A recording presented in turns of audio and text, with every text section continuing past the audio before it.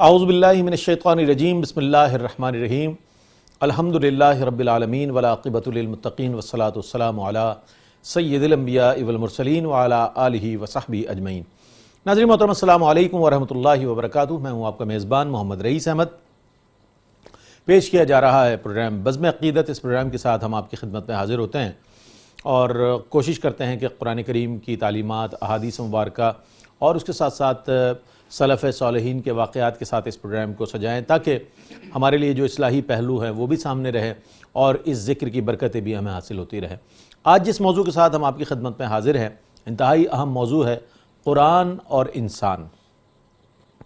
مفسرین نے جب قرآن کے حوالے سے تحریر فرمایا تو یہ لکھا کہ قرآن کا جو اصل موضوع ہے وہ انسان ہے اور اس کے ساتھ ساتھ انسان کی اصلاح ہے، انسان کو اچھی ڈگر پر ڈالنا، یعنی انسان کی اصلاح کرنے کے حوالے سے اوامر و نواہی کا جو مجموعہ ہے اسے ہم قرآن کہتے ہیں، کہ جس میں اللہ رب کریم نے انسانوں کو زندگی گزارنے کا بھی طریقہ بتایا اور ان تمام چیزوں کی وعید سے بھی آگاہ فرمایا کہ جو انسان کے اخلاق میں رذائل کی طرف آ جاتے ہیں۔ تو فضائل اخلاق کی بات ہو یا رذائل اخلاق کی بات ہو، دونوں حوالوں سے جو ہمیں تعلیمات ملتی ہے اس کا منبع جو ہے وہ قرآن کریم ہے، اور ہدی للناس قرآن نے خود کہا اس کتاب کو، تو یہ لوگوں کے لیے ہدایت کا سرچشمہ ہے، یہی شفا بھی ہے، یہی رحمت بھی ہے۔ ازروع قرآن یہ سب کچھ یعنی کہ ہمارے لیے دنیا اور آخرت کی تمام خبروں کا جو مجموعہ ہے وہ قرآن کریم ہے، اور انسان کے ساتھ جو اس کا تعلق ہے وہ انتہائی اہم ہے اور انسان ہی کی ہدایت کے لیے نازل ہوا۔ میرے اور آپ کے کریم آقا صلی اللہ علیہ وآلہ وسلم پر کم و بیش 23 سال کے عرصے میں یہ کتاب نورانی نازل ہوئی۔ اس حوالے سے آج انشاءاللہ بات کریں گے۔ قرآن اور انسان ہمارا موضوع ہے۔ آج ہمارے ساتھ موجود ہیں ممتاز و معروف ماشاءاللہ شخصیات، ایسی شخصیات کے جنہیں ماشاءاللہ قرآن کے ساتھ ایک شغف حاصل ہے، قرآن کی تعلیمات کو عام کرنے کے حوالے سے یہ حضرات ماشاءاللہ بہت مستعد ہیں۔ میرے پہلے مہمان ہیں علامہ عبد المصطفیٰ عابد امجدی صاحب، ممتاز و معروف شخصیت ہیں ماشاءاللہ، بہت بڑے ادارے سے بھی وابستہ رہے ہیں اور اب بھی اپنی خدمات انجام دے رہے ہیں۔ السلام علیکم ورحمۃ اللہ وبرکاتہ۔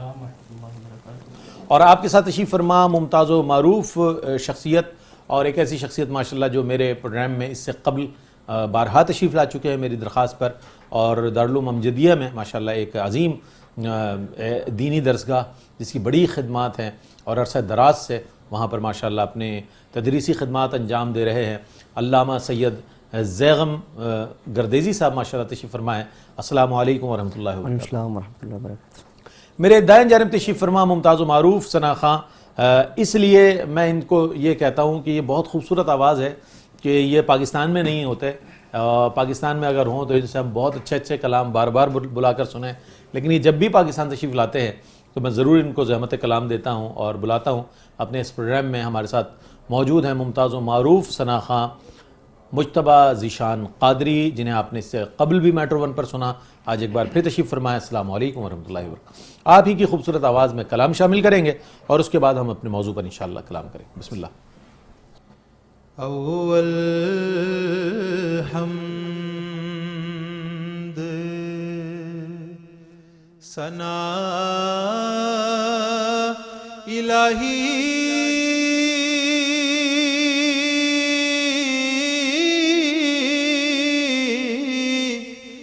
جو مالک ہر دا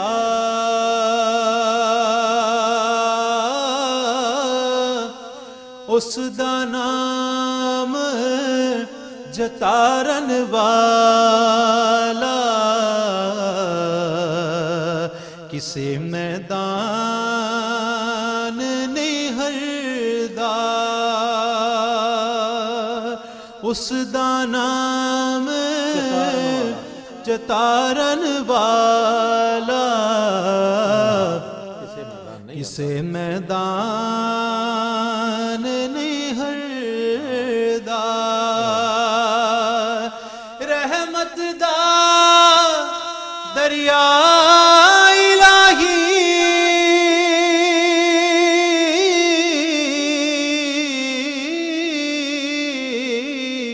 ہر دم وگدا تیرا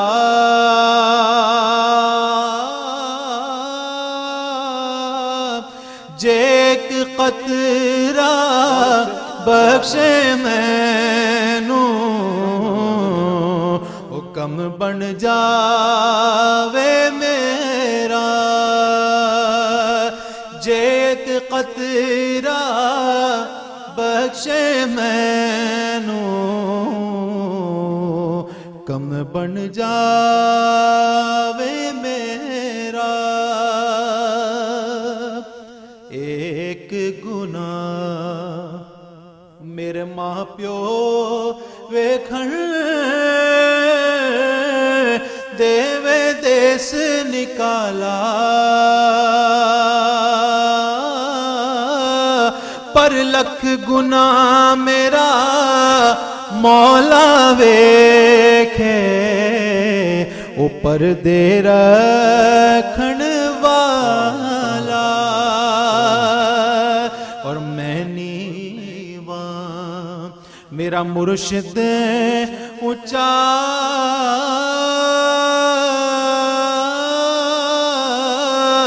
تے میں اونچیاں دے سنگ لائی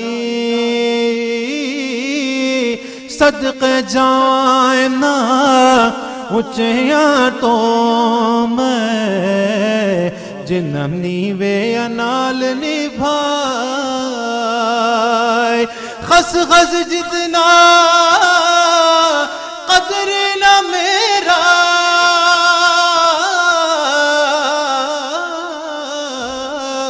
میرے صاحب نو وڈیاں میں گلیاں دا روڑا کوڑا تے محل چڑھائیاں سایاں ماشاءاللہ ماشاءاللہ. بزرگوں کے کلام میں ایک تاثیر ہوتی ہے اور وہ یقین جانیے جب پڑھا جاتا ہے تو دلوں پر اثر کرتا ہے، اور ظاہر ہے صاحب حال بزرگوں کا تو کلام ہوتا ہی ایسا ہے کہ جب پڑھا جائے تو اس کی کیفیت طاری ہو جاتی ہے. آج قرآن اور انسان کے موضوع پر ہم کلام کر رہے ہیں. اچھا علامہ صاحب یہ فرمائیے گا کہ قرآن کا اور انسان کا ایک تعلق ہے، وہ کس کس طرح سے ہم دیکھ سکتے ہیں؟ چونکہ آج قرآن سے ہمارا وہ تعلق معذرت کے ساتھ رہا نہیں ہے.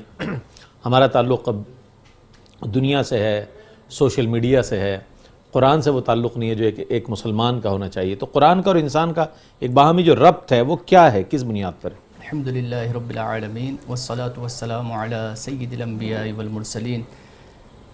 دیکھیں رئیس بھائی، قرآن سے انسان کا ایک بڑا گہرا تعلق ہے.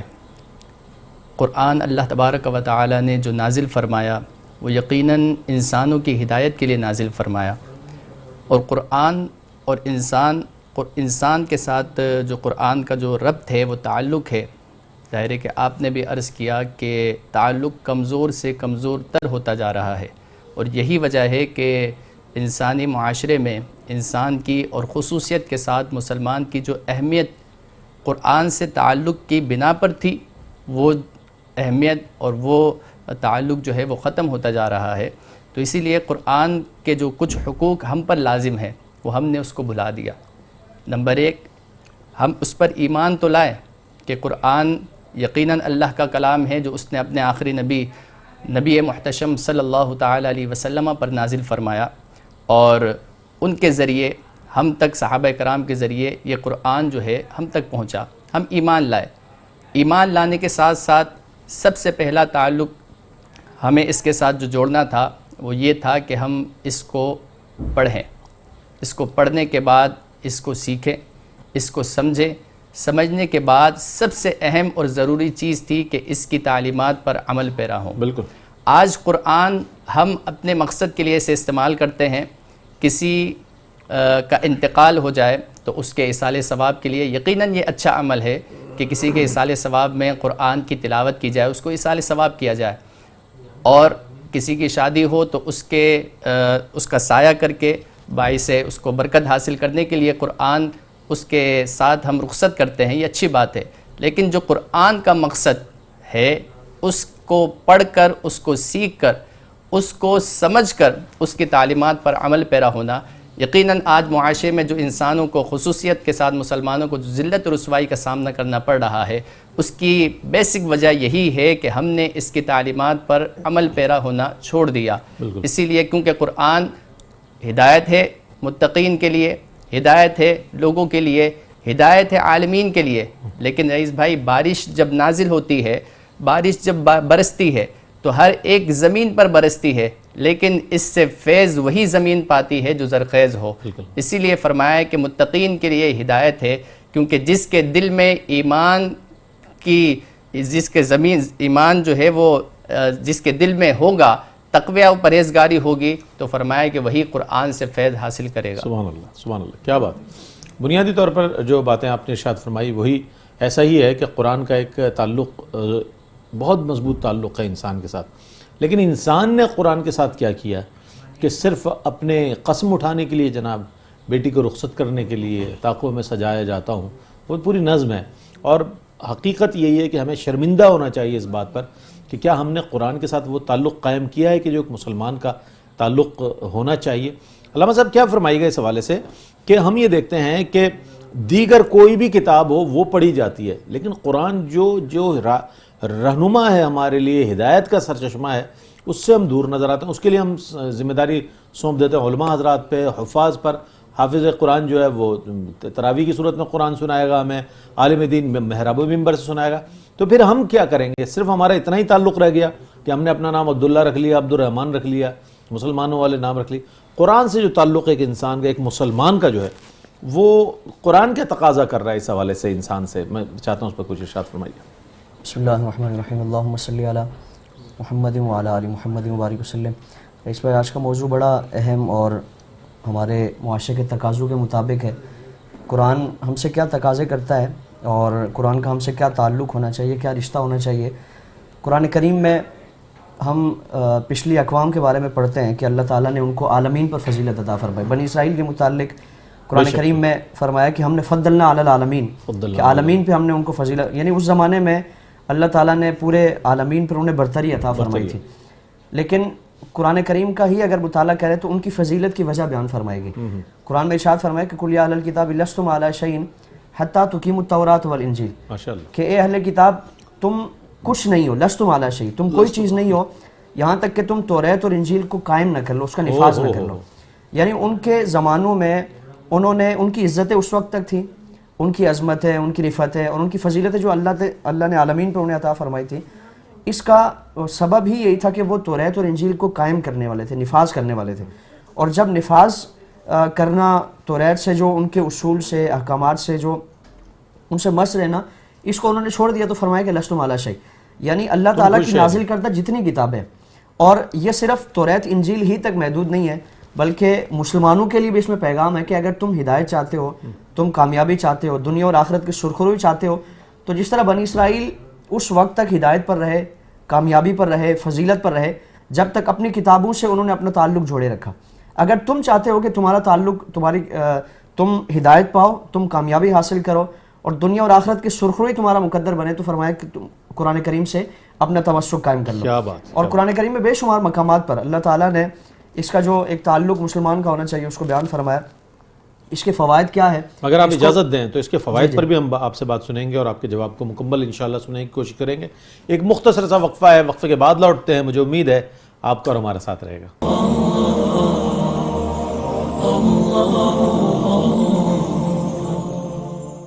ناظرین، آپ کا خیر مقدم ہے۔ قرآن اور انسان ہمارے پروگرام کا موضوع ہے اور بہت اچھی بنیاد فراہم کی ہمارے دونوں ہی اسکالرز نے۔ میں علامہ سید زیغم گردیزی صاحب سے گزارش کروں گا کہ اپنے جواب کو مکمل فرما دیں۔ بہت عمدہ قرآن کریم کی آیات مبارکہ کا حوالہ دیتے ہوئے اپنے جواب کو مکمل فرما رہے تھے۔ بسم اللہ۔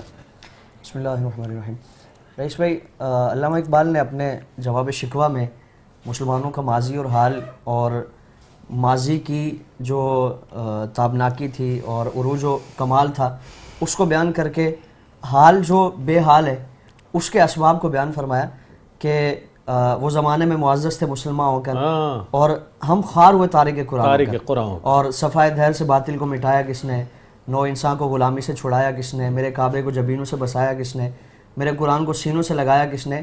تھے تو آبا وہ تمہارے مگر تم کیا ہو، تم کیا ہو، ہاتھ پہ ہاتھ درے منتظر فردا ہو. منتظر فردا ہو. امت مسلمہ کا ماضی انتہائی تابناک تھا، انتہائی روشن تھا، انتہائی عروج والا تھا، لیکن آج کی جو بدحالی ہے، آج کی جو پستی اور زوال ہے کہ وہ زمانے میں معزز تھے مسلمان ہو کر اور ہم خوار ہوئے تارک قرآن ہو کر. یعنی قرآن کریم سے جب تک جس طرح بنی اسرائیل نے اپنا رشتہ جوڑے رکھا، اللہ تعالیٰ نے ان کو کمال عطا فرمایا، ان کو فضیلت عطا فرمائی، اور اس امت نے بھی جب تک قرآن سے اپنا تعلق جوڑے رکھا اللہ تعالیٰ نے عروج و کمال عطا فرمایا. آج یعنی ہم خود تصور کریں نا کہ قرآن صحابہ کرام کے پاس بھی یہی 30 سپارے تھے، 114 صورتیں تھیں، یہی قرآن تھا. ہمارے پاس کوئی اور قرآن نہیں ہے. اگر اس قرآن نے ان کی زندگیوں کو تبدیل کر کے زمانہ جاہلیت کے ہم معاملات پڑھیں اور اس زمانے میں لوگوں کا ایک رسم و رواج کیسا تھا، رہنا سہنا کیسا تھا، اس جاہلیت کے دور سے اگر ان کو نکال کر اور پوری کائنات کے لیے ایک مثالی گروہ بنا دیا، اسی قرآن نے ان کو مثالی گروہ بنا دیا، تو کیا وجہ ہے کہ آج ہمارے پاس قرآن موجود ہے، ہمارے گھروں میں قرآن موجود ہے، لیکن اس کے باوجود ہم پھر اس سے یعنی ہم تبدیلی نہیں آ رہی ہم میں. اس کی وجہ کیا ہے کہ ہم نے قرآن کا جو صرف ایک قلبی تعلق بحال رکھا ہے قرآن سے، ایک یعنی دل و دماغ کا تعلق تو بحال رکھا ہے، عملاً ہمارا قرآن سے کوئی تعلق نہیں. قرآن کا عملاً جب تک ہم سے کوئی تعلق نہیں رہے گا اس وقت تک یہی معاملات ہیں، اس وقت تک ہمارا یعنی کامیابی ہمارا مقدر نہیں بن سکتی جب تک ہم قرآن کے دامن کو نہ تھامیں.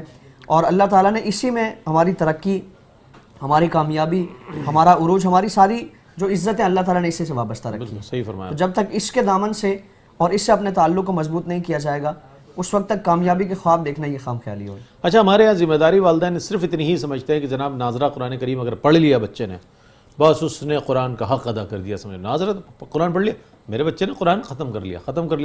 اب اس کی دوبارہ توفیق نہیں ہوتی انہیں کہ وہ دوبارہ قرآن کھول کر دیکھیں اور پھر دوبارہ وہ قرآن پڑھیں، پھر اس کو دہرائیں. ظاہر ہے تو کتاب ہدایت ہے اور اس کا تو ایک ایک لفظ پر ہمیں کئی درجے ثواب ملنے والا. تو اس اعتبار سے ہمیں قرآن کے ساتھ ایک تعلق قائم کرنا چاہیے. یہ صرف پڑھنے کے لیے نہیں ہے بلکہ اس کے احکامات پر عمل کرنے کے لیے بھیجی گئی یہ کتاب. پڑھنا تو سعادت ہے ہی، میں سمجھتا ہوں اس کی تعلیمات پر عمل کرنا عین سعادت ہے جس سے ہم دور نظر آتے ہیں. کلام شامل کر رہے ہیں، ہمارے ساتھ موجود ہیں ممتاز معروف ثنا خان مجتبیٰ ذیشان قادری، بارگاہ رسالت مآب صلی اللہ علیہ وآلہ وسلم میں اپنی عقیدت نظر کر رہے ہیں. بسم اللہ. دل و نگاہ کی دنیا نہیں ہوئی ہے، دل و نگاہ کی دنیا نہیں ہوئی ہے. درود پڑھتے گی یہ کیسی روشنی ہوئی ہے، درود پڑھتے گی یہ کیسی روشنی ہوئی ہے. میں بس یوں ہی تو نہیں آ گیا ہوں محفل میں، میں بس یوں ہی تو نہیں آ گیا ہوں محفل میں، کہیں سے اذن ملا ہے تو حاضری ہوئی ہے، کہیں سے اذن ملا ہے تو حاضری ہوئی ہے. اور یہ سر اٹھائے، یہ سر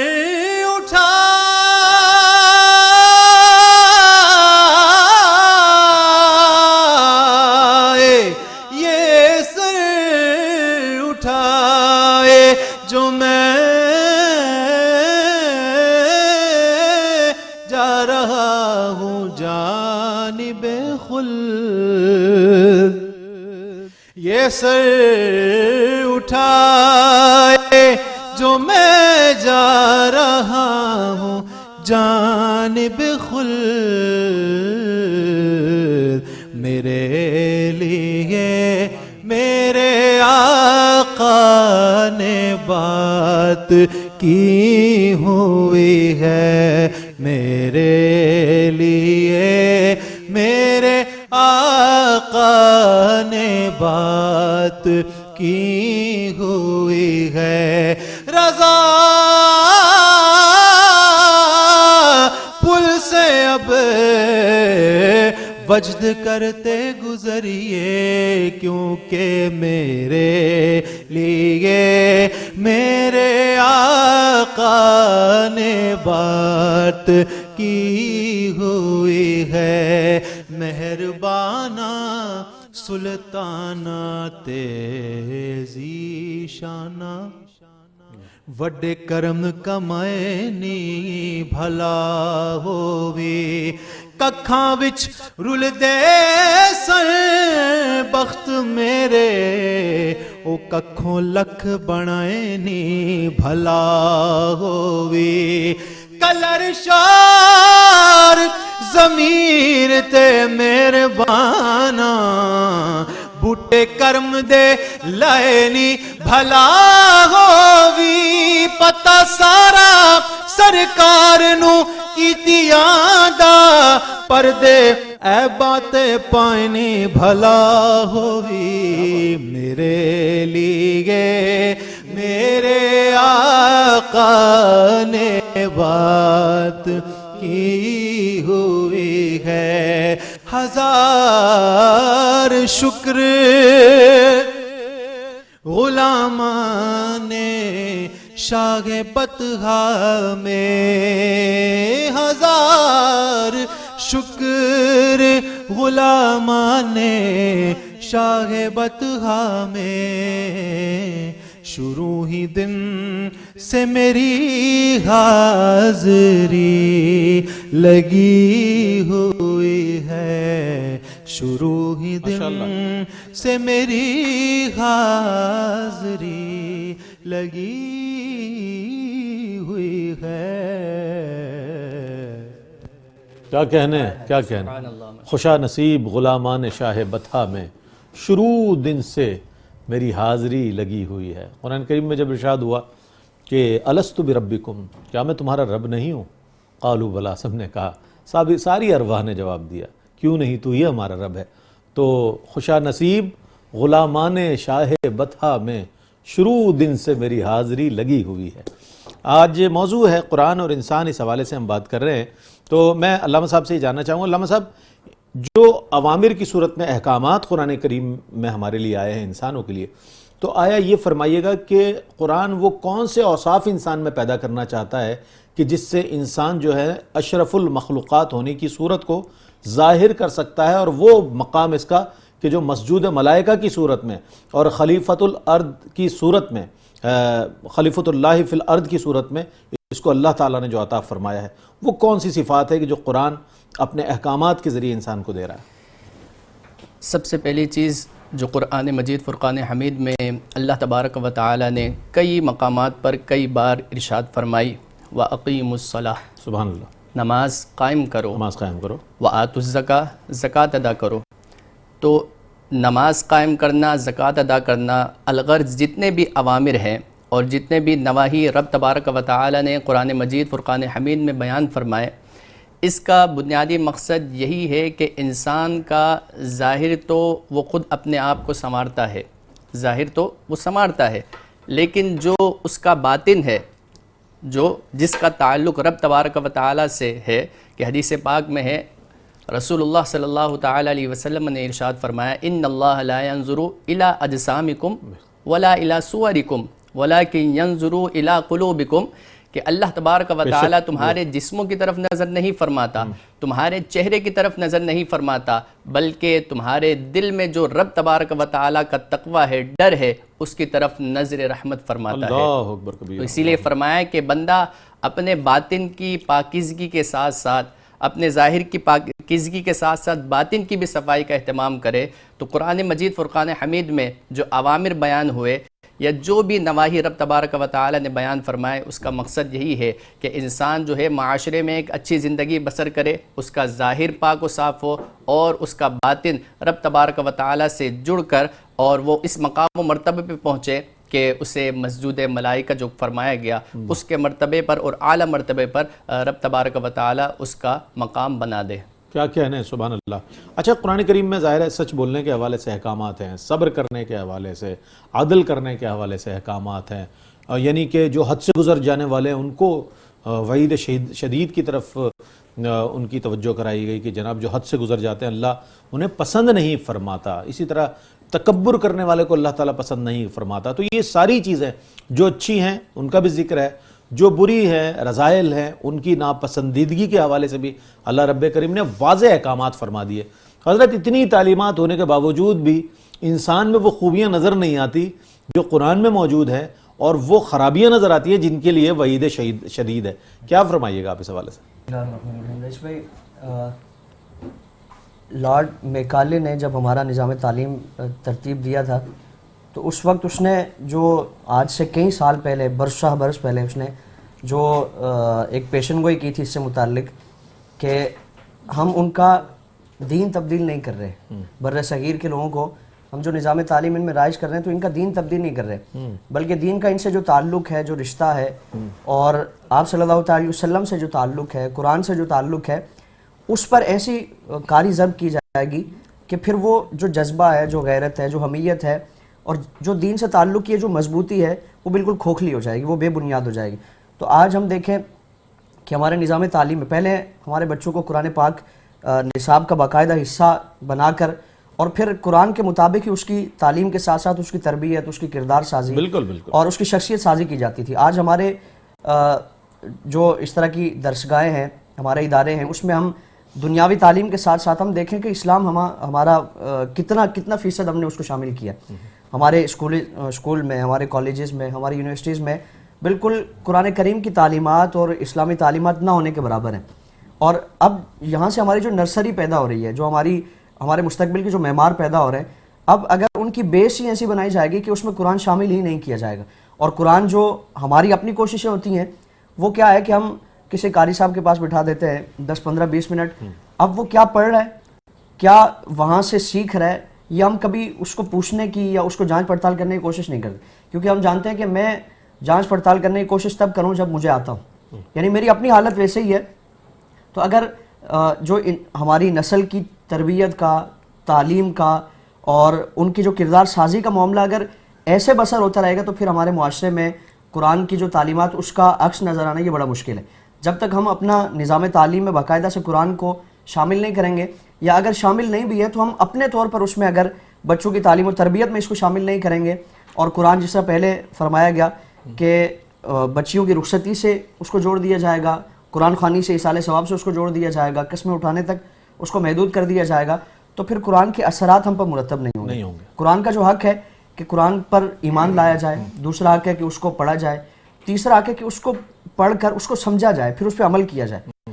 یہ اگر ہم حق ادا نہیں کریں گے، اور پھر آپ علیہ السلام کی حدیث بھی ہیں، پھر قرآن پاک کی واضح آیت ہے کہ پھر آج تو ہم اس سے اپنا کنارہ کشی کر لیں گے، اپنا پیچھا یعنی کسی طرح ہم اپنی زندگی بسر کر لیں گے، لیکن قرآن کل قیامت کے دن ہماری شکایت کرے گا۔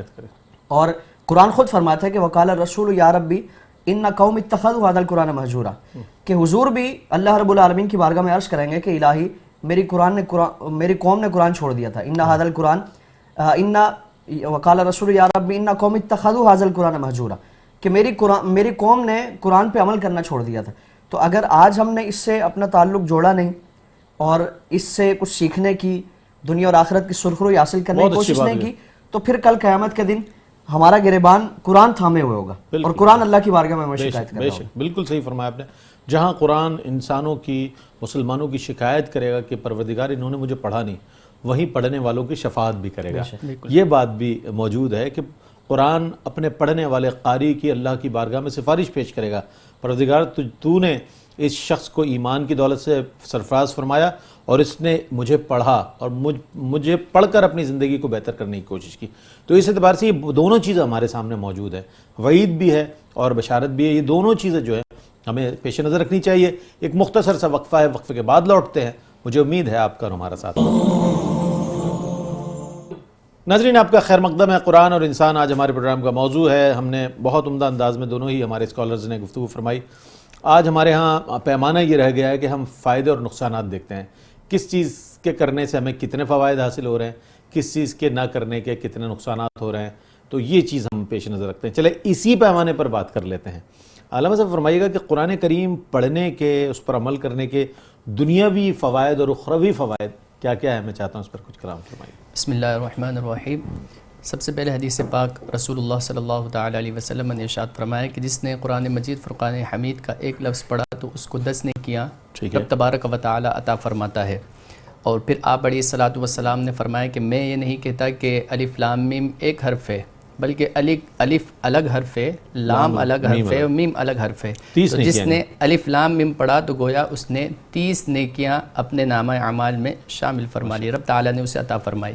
اور اسی طرح رسول اللہ صلی اللہ تعالی علیہ وسلم نے ارشاد فرمایا کہ قرآن مجید فرقان حمید حفظ کرنے والا اور اس کی تعلیمات پر عمل پیرا ہونے والا کل بروز قیامت رب تبارک و تعالیٰ اسے فرمائے گا کہ جنت کے مراتب پر چڑھتا جا اور قرآن کی تلاوت ترتیل سے کرتا جا.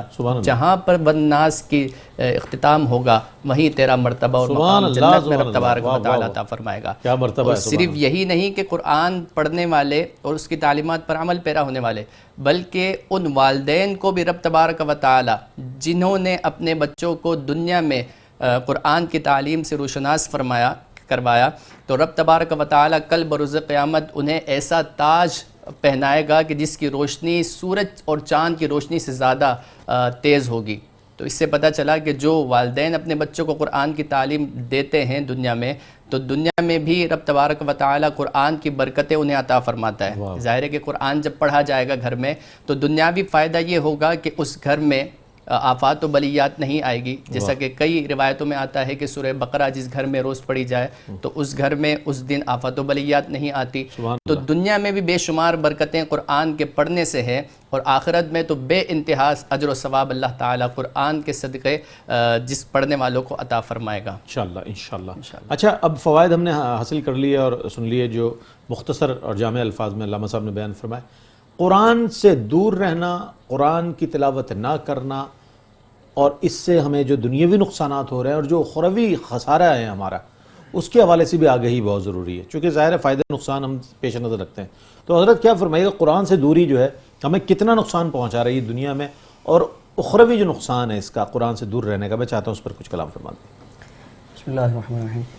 رئیس بھائی, جس طرح پہلے اس سے متعلق کلام کیا گیا کہ آج ہماری ذب و حالی اور پستی کا واحد جو سب سے بڑا سبب وہ قرآن سے دوری ہے, کہ ہم نے صرف قرآن کو اپنے گھر میں محفوظ کر کے اور جزدان میں اس کو سنبھال کے اور ان مخصوص مواقع کے لیے رکھا ہوا ہے.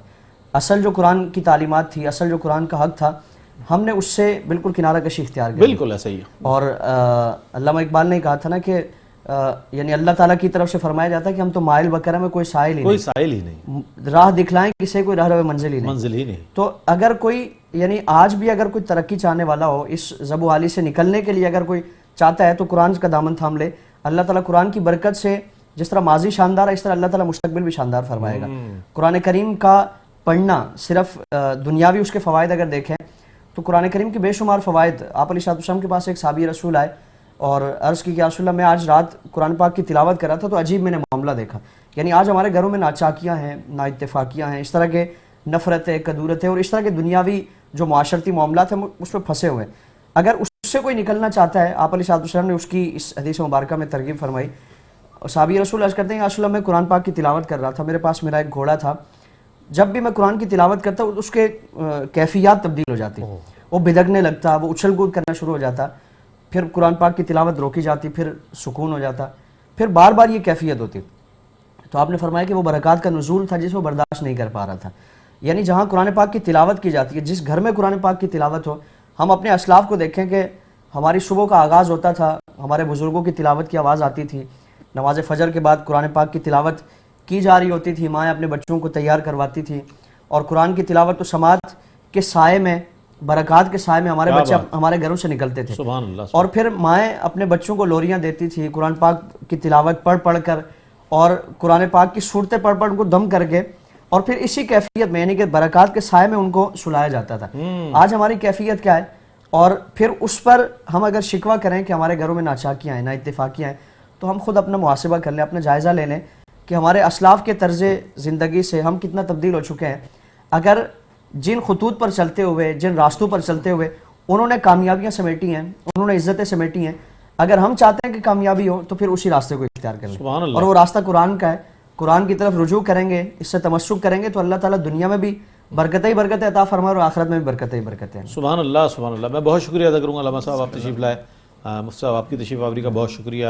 مجتبیٰ ذیشان قادری آپ کی آمد کا بہت شکریہ. ناظرین محترم، قرآن کریم کے حوالے سے یہ ہے کہ قرآن ہمارے لیے ایک ایسی کتاب ہدایت ہے کہ بلا شبہ جب صحابہ کرام رضوان اللہ تعالی علیہم اجمعین جب قرآن کریم کا نزول ہوتا اور کفار پر عذاب شدید کے حوالے سے آیات نازل ہوتی تو رویا کرتے تھے، اس بات پر گڑ گڑا کر رویا کرتے، اللہ کی بارگاہ میں توبہ پیش کیا کرتے. حالانکہ وہ پیغمبر اسلام صلی اللہ علیہ وسلم کے دست اقپرست پر انہوں نے اسلام قبول کیا تھا. اس کے باوجود یہ عبرت کے لیے جو آیات ہمارے لیے موجود ہیں اس پر وہ زار و قطار رویا کرتے تھے. آج ہماری یہ سمجھ لیجئے کہ یہ حالت ہے کہ قرآن پڑھا جاتا ہے، ہمارے دلوں پر اثر نہیں ہوتا. قرآن کی تلاوت ہو رہی ہوتی ہے، ہم آواز کہتے ہیں کھڑکی بند کر دو، آواز آ رہی ہے باہر سے قرآن کی. گھروں میں یہ صورتحال ہے. اگر آج بھی میں سمجھتا ہوں کہ قرآن سے ہمارا تعلق قائم ہو جائے، ہر گھر میں قرآن کریم کی تلاوت شروع ہو جائے تو یہ جعلی بابوں کے بہت سارے جو ایسے آستانے کھلے ہوئے ہیں نا وہ بند ہو جائیں گے، لوگوں کے عقائد درست ہو جائیں گے. اللہ تعالیٰ ہدایت کا نور عطا فرمائے گا. اللہ تعالیٰ ہمیں قرآن سے محبت کرنے کی توفیق عطا فرمائے، اس کے مطابق اپنی زندگی گزارنے کی توفیق عطا فرمائے. بلا شبہ یہ کتاب ہمارے لیے دنیا میں بھی فلاح اور نجات کا باعث ہے اور اخروی فلاح و نجات کا بھی باعث ہے اور شفاعت کا باعث ہے. اسی ساتھ اپنے میزبان محمد رئیس احمد کو اجازت دیجیے. آخر میں کلام شامل کریں گے ہمارے ثنا خاں اور اس کے بعد انشاءاللہ آپ سے رخصت لیں گے. اللہ حافظ. دربار الگ تیرا، دربار الگ تیرا، جبریل تیرا خادم، محتاج ہے جگ تیرا. کیوں اور کسی در سے، کیوں اور کسی در سے، جو کچھ ہمیں ملنا ہے آقا ملنا ہے تیرے در سے. در نبی پر پڑا رہوں گا، پڑے ہی رہنے سے کام ہوگا. تیرا در چھوڑ کے جاؤں تو کہاں جاؤں میں، میرے آقا میرے سلطان مدینے والے. در نبی پر پڑا رہوں